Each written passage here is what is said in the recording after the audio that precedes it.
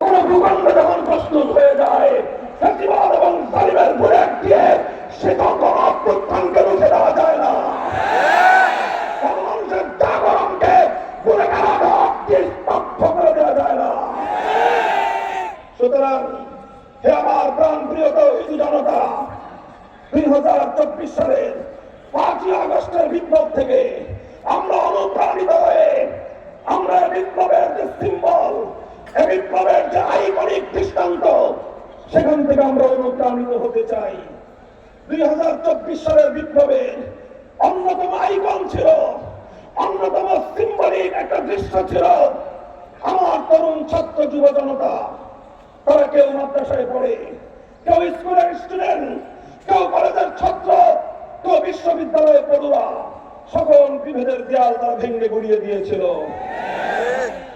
শেখ হাসিনা, তার দশর এবং তার দল আওয়ামী লীগের 50 বছরের রাজনীতি ছিল বাংলাদেশের মানুষকে বিভক্ত করা।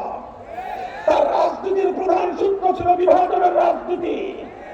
24-এর ছাত্র জনতা শেখ হাসিনার বিভাজনের রাজনীতিকে ব্যর্থ করে দিয়েছে।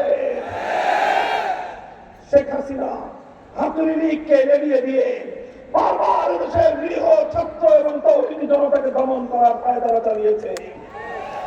আর যখনই তার সঙ্গে কারো দ্বিমত হয়েছে, রাজনৈতিক ভাবে কাউকে মোকাবেলা করতে যখন ব্যর্থ হয়েছে, তখন তাকে হয় জঙ্গিবাদের ট্যাগ দিয়েছে, আর না হয় রাজাকারের ট্যাগ দিয়েছে।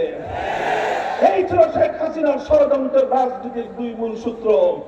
এভাবেই খেলতে খেলতে 24-এর 4 কোটি ছাত্র জনতাকে যখন শেখ হাসিনা রাজাকারের বাচ্চা বলে গালি দিয়েছিল, সেদিনই বাংলাদেশে শেখ হাসিনার ভাগ্য নির্ধারিত হয়ে গিয়েছে।